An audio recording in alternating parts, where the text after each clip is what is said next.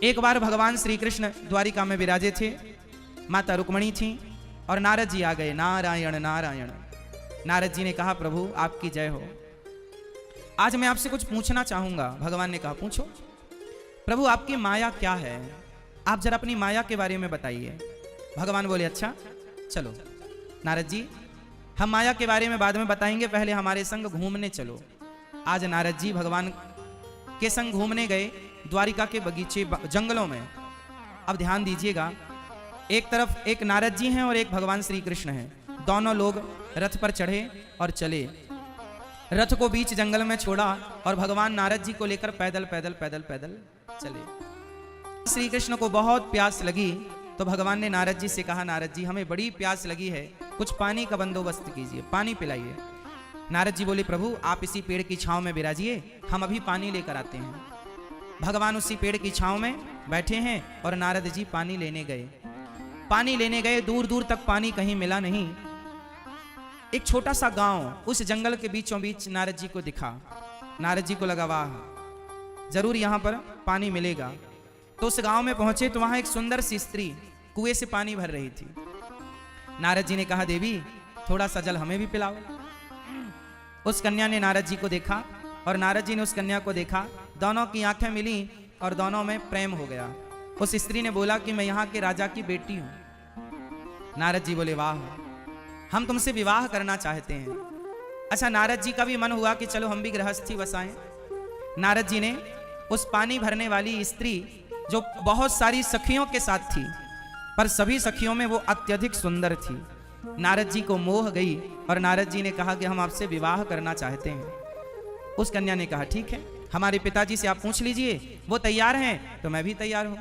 अब नारद जी गए और लड़की के पिता से प्रस्ताव रखा कि आपकी बेटी हमें बहुत पसंद है, हम विवाह करना चाहते हैं। इसे उन्होंने विवाह कर दिया।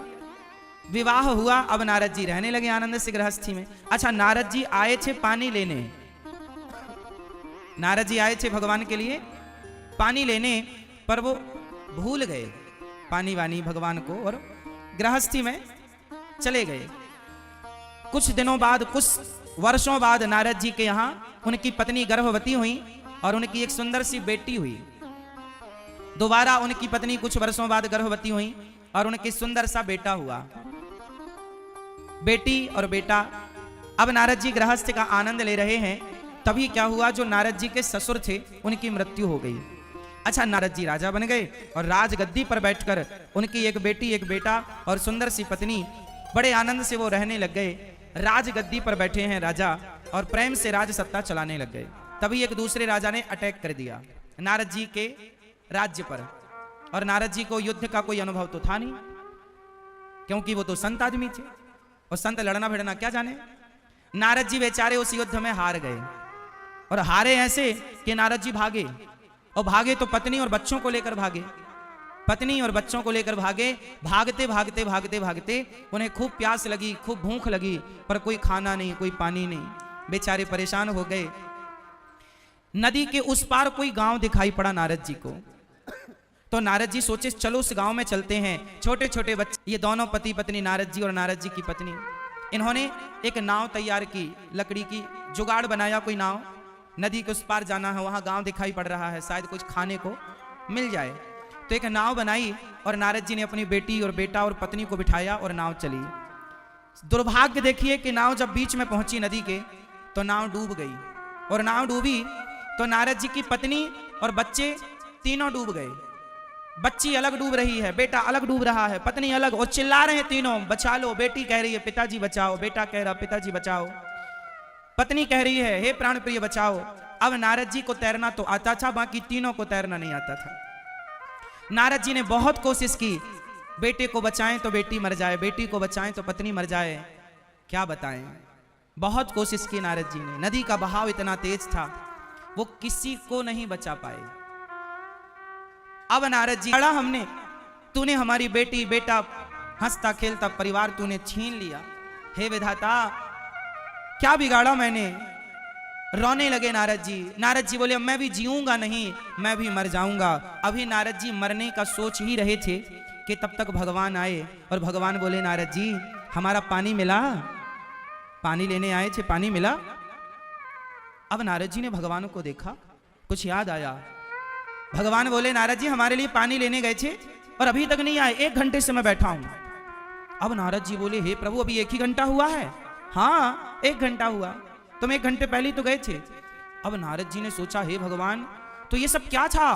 हे प्रभु अभी मेरी पत्नी पानी में डूब गई, आप बचा लो। भगवान बोले, वो कोई पत्नी वत्नी नहीं थी, तुम भूल गए, तुम भूल गए, तुम कौन हो? तुम उसके पति नहीं हो, तुम उसके पिता नहीं हो, तुम नारद जी हो, तुम नारद हो, तुम्हारी कोई पत्नी नहीं, कोई पुत्र नहीं। तो प्रभु ये जो मेरी पत्नी थी, ये मेरा बेटा था, ये मेरा राज्य था, ये सब क्या था? भगवान ने मुस्कुरा कर कहा, यही तो माया है। बताओ आप सब, जब आप अपनी मां के पेट में, अच्छा मां के पेट से पहले जब आप अपनी मां के पेट में आए तो कहीं थे तब ना आए, कहीं होते ही नहीं तो आते कहां से? आप रायपुर में थे इसलिए तो कथा में आए, रायपुर में होते ही नहीं तो कथा में कैसे आते?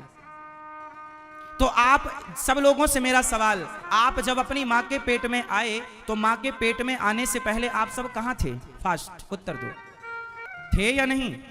जोर से उत्तर दो, थे? यदि नहीं थे तो फिर आ कहां से गए? मतलब थे तब ना आए। तो आप अपनी मां के पेट में आने से पहले ना तो आप किसी के पुत्र थे, ना किसी के पिता थे, ना किसी की पत्नी थी और ना किसी के पति थे। जब आए, जन्म हुआ, तो फिर धीरे धीरे आप जुड़ते चले गए, कहते चले गए, ये मेरा, ये मेरी माँ, ये मेरा पिता, ये मेरे भाई, ये मेरी बहन, ये मेरी पत्नी, ये मेरा पति, मेरा पुत्र, मेरी पुत्री। धीरे जैसे ही वो संसार में उलझे पत्नी पुत्र में, वो दुखी हो गए कि नहीं? बस यही है, संसार में रहना बुरा नहीं है, संसार में उलझ जाना बुरा है। यही माया है। वो पत्नी के लिए रो रहे हैं नारद जी। क्या वो पत्नी नारद जी की थी? क्या वो बेटा नारद जी का था? अरे जो आपका है नहीं वो आपको अपना सा लगे, यही तो माया है। रस्सी में सांप है नहीं, पर रस्सी में सांप की भ्रांति होती है। रस्सी में आपको क्या दिखाई पड़ता है? कई बार फास्ट, जोर से मेरी मां, रस्सी में क्या दिखता है? कई बार सांप। क्या सांप है? सांप नहीं है पर दिखा। सांप है नहीं पर दिखा, यही माया है। संसार में अपना कोई है नहीं पर अपना सा लगा, यही तो माया है। उसी प्रकार माया के अंधकार से आप संसार को सत्य समझ लेते हैं, जबकि ये झूठा है। यही माया है। क्यों हम सत्य मान बैठे हैं? माया है। पत्नी हमारी है नहीं, हम मानते हैं। बेटा हम, अच्छा ये बताओ, आपका बेटा आपका ही है? आप कंफर्म करा सकते हैं मुझे? जब एक पिता के द्वारा मां गर्भवती होती है तो पिता के द्वारा मां के गर्भ में पानी की कुछ बूंदें स्थापित हो जाती हैं। वो पानी की कुछ बूंदें पिता ने स्थापित कर दी, उसके बाद पिता का काम खत्म। वही पानी की कुछ बूंदों से मां के गर्भ में मां का रज मिलकर उस पानी की बूंदों से वहां एक प्रोसेस स्टार्ट हो गया। मां के रज से मिलकर पिता का तेज, दोनों का जब अंश मिला तो पेट में, मां के गर्भ में बच्चे का निर्माण स्टार्ट हुआ। पहले बच्चे का सिर बना, फिर बच्चे का हाथ और पांव बना, फिर बच्चे का स्त्री और पुरुष का चिन्ह बना, फिर बच्चों के साथ धातुएं बनी, पूरा हड्डी इत्यादि तैयार हुई, आंख तैयार हुई। अब मुझे कृपया ये बताओ कि ये तैयार कौन कर रहा है? आंख कौन लगा रहा है? आपकी मां या आपका पिता? बोलो। आपका केवल इतना योगदान है मेरी मां कि आपका पेट जो है, आपका गर्भाशय जो है, उसे किराए पर लिया गया है। पिता और मां दोनों का जल मिला और बच्चे का निर्माण पानी की बूंदों से स्टार्ट हो गया। किसने सिर लगाया? किसने आपकी हाथ लगाई? किसने आपको दिल की धड़कन दी? किसने आपकी आंखें, आपका कान, आपका सुंदर सा शरीर दिया? बताओ कौन है वो? भगवान। कौन है वो? भगवान। वो भगवान जिन्होंने आपको मां के पेट में बनाया, आप बने। 9 महीना टाइम पीरियड पूरा हुआ, आप बाहर आए। मां की हिस्सेदारी केवल इतनी है कि वो हमें पेट में रखती है। बाप की हिस्सेदारी केवल इतनी है कि उसका तेज मां के गर्भ तक पहुंचा। अब बचाव हो जाता है, सही ग्रोथ नहीं हो पाती, बच्चा नहीं बन पाता, तो फिर मां बना ले, तू अपने से क्यों नहीं बना लेती हो? यदि तुम ही बच्चे को सब करती हो तो फिर बच्चा मिसकैरेज हो जाता है, निकल जाता है बाहर, उसका ग्रोथ नहीं हो पाता, गर्भाशय में वो पनप नहीं पाता, डेवलप नहीं हो पाता, तो आप बना लेती ना। फिर क्यों गर्भपात हो गया, क्यों बच्चा बाहर आ गया समय के पहले? तुम्हारा जोर था, तुम्हारा बस था, तो तुम बना लेती ना। इसका अर्थ है कि तुम्हारा कोई अधिकार नहीं है या ना, है या नहीं? केवल तुम एक माध्यम हो। बाकी पूरा प्रोसेस 9 महीने में तैयारी हुई और बच्चा बाहर आया तो 3% माँ बाप की हिस्सेदारी बची, 97% हिस्सेदारी किसकी? भगवान की है या नहीं? कितने लोग इस सहमति 97% की हिस्सेदारी से सहमत हैं?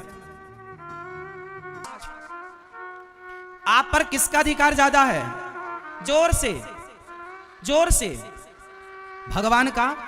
यदि हम पर भगवान का अधिकार ज्यादा है तो जब भगवान हमें अपने पास बुला लेते हैं तो दुनिया वाले रोते क्यों हैं फिर? क्योंकि जिसका अधिकार था उसने भेजा और उसी ने वापस बुला लिया। यही ईश्वर का विधान है। इसलिए आना उसी की मर्जी और जाना उसी की मर्जी। हम तो निमित्त हैं। तो जो हम कहते हैं ना ये हमारा बेटा है, ना, हमारा कोई बेटा नहीं, हम तो केवल माध्यम बने। ये तो भगवान की ही संतान है, हम सब भगवान के हैं। इसलिए बच्चों पर भी ये अधिकार ना जमाओ कि ये मेरे हैं। ये कह दो कि नाथ सकल संपदा तुम्हारी। हे प्रभु ये सब आपका है, बेटी आपकी, बेटा आपका, परिवार आपका, व्यापार आपका। हे दीनानाथ हम भी तो आपके हैं। हम क्यों कहें कि ये मेरा है? मेरा क्या है? ये जो है ये तय करने वाला वही भगवान है और उसी की हिस्सेदारी ज्यादा है। इसलिए हम ये ना कहें कि ये मेरा है, सब भगवान को सौंप दो। है सब भगवान का लेकिन अपना मान रहे हो। यही तो माया है ना मेरी माँ, यही तो माया का पर्दा है सब कुछ ईश्वर का। लेकिन अज्ञानवश हमने क्या मान लिया? मेरा। आप क्या कहती हो? ये बेटा मेरा है, ये बेटी। सपने में भी आपने नहीं सोचा, आप ताल ठोक के कहते हैं 100% मेरा बच्चा है ये। तो फिर भगवान क्या कर रहे थे? सब तुम्हारा है। अब देखो ना, सब कुछ भगवान का है, पूरा मटेरियल भगवान का है, लेकिन आपने दावा ठोक दिया कि ये मेरा है।